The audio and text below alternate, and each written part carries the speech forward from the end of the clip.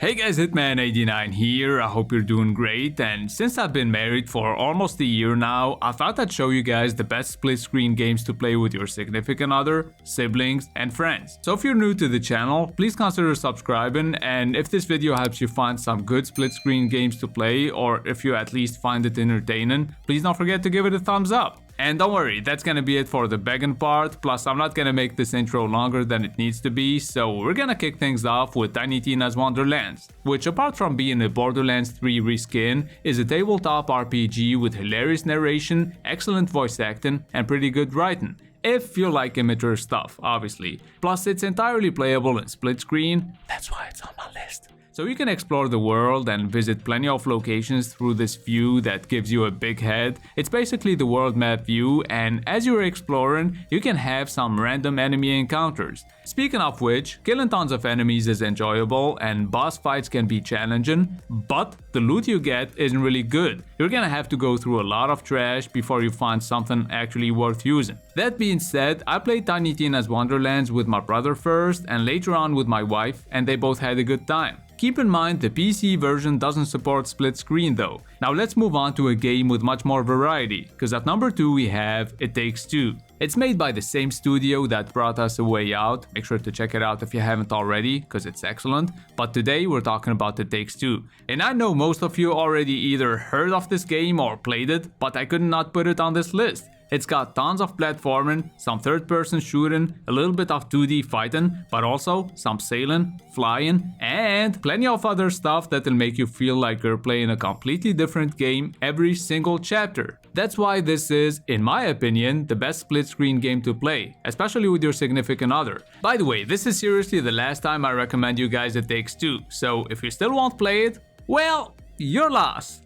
Moving on to the third game on my list, the footage you're looking at is from Carnage, the multiplayer standalone DLC for Destroy All Humans 1. It has a few co-op and versus modes that support up to 4 players online and 2 players in split screen, and it can be fun for a couple of hours, but what it really lacks is free roam, and that's a shame. So if you're watching this video in August or later and you're on PC, PS5 or Xbox Series X, then you should definitely get Destroy All Humans 2 Reprobed instead, cause it has a campaign that's fully playable in split screen co-op. But if you're one of those poor fucks who are still on old gen consoles, then your only option for some split screen action is the Carnage DLC. Anyway, the next game I want to show you is the Ascent. It's a cyberpunk isometric twin-stick shooter made by 12 people, and as you can see, it looks insane. Or as Todd Howard would say, it has 16 times the detail. Gameplay-wise, it's pretty solid as well, and although you can play the game alone, bringing a friend along makes it 10 times better. Trust me. In case you didn't know, the Ascent originally came out on Xbox and PC, but earlier this year it was also released on PS4 and PS5. So hopefully more people will play it, cause this RPG allows you to upgrade your weapons, stats, skills and augmentations, and you're gonna have to watch out not to be underleveled for certain areas and quests, or you'll struggle like crazy. Oh, and whenever you can take cover, do it, and also learn to shoot from behind cover, especially when you're outnumbered. Don't be like my wife who just stands there and dies every 10 seconds. And baby, if you're watching this, you know that's true, okay? So get good. Moving on to the fifth game on my list, and did you know that even if you don't have a Switch and you have a 7-year-old PC like mine, you could probably play all kinds of Switch games. And in this case we're talking about Mario Party Superstars that you could play through Yuzu or Ryujinx. Both are pretty good Nintendo Switch emulators. Google them or look them up on YouTube and I'm sure you'll find all the tutorials you need. So let's talk about the game instead. Mario Party Superstars is a 4-player party game that's just okay against the CPU, but it's a blast with friends. You could just play mini games, one after the other, or you could play a full Mario Party game, which is basically a board game with, at the end of each round, a mini game.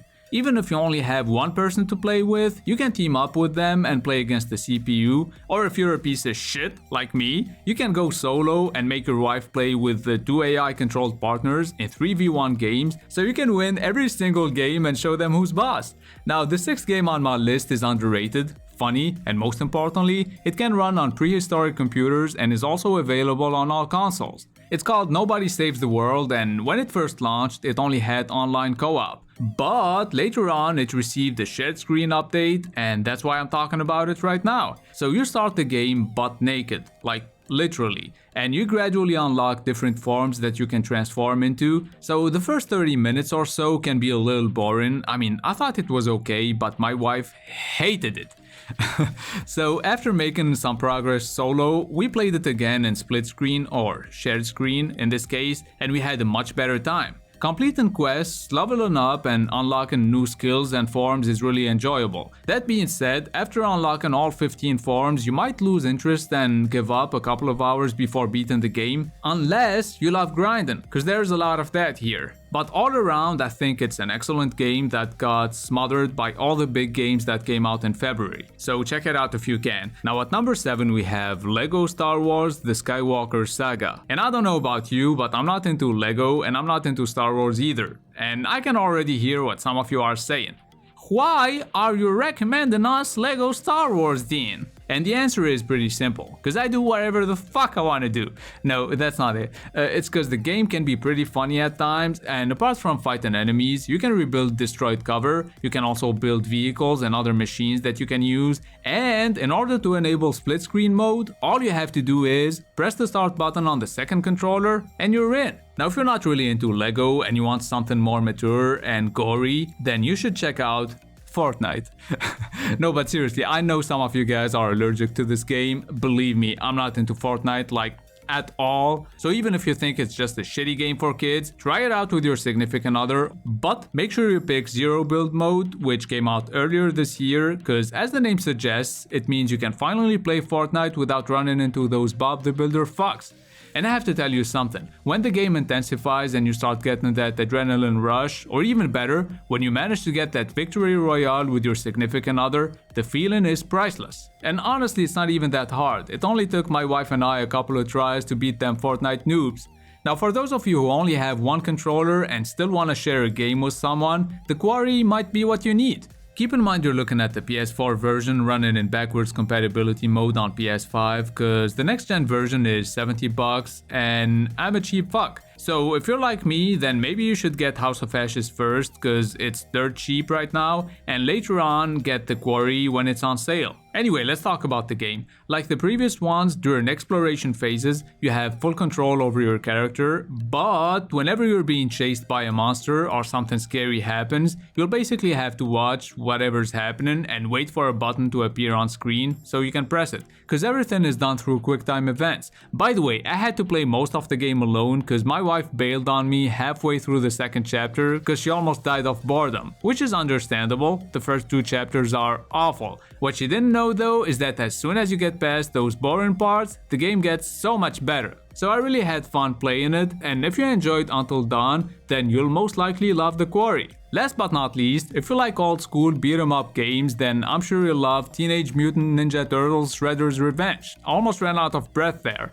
So even though pixel graphics aren't my cup of tea, at least this way everyone can play the game. Oh, and for your information, the game supports up to 6 players offline and online, which probably results in pure chaos. And it's a beat 'em up, so you're just gonna be beating up bad guys, and that's all I have to say about it. That's gonna be it for the best split screen games you should play right now. I did my best to pick all kinds of games out of the ones we had this year and last year, so I really hope this video helped you find at least 2 good games to play. Don't forget to hit the like button and subscribe if it did. I make game reviews and top 10 videos of the best games to play, so stay tuned. It's been Hitman89, see you guys very soon.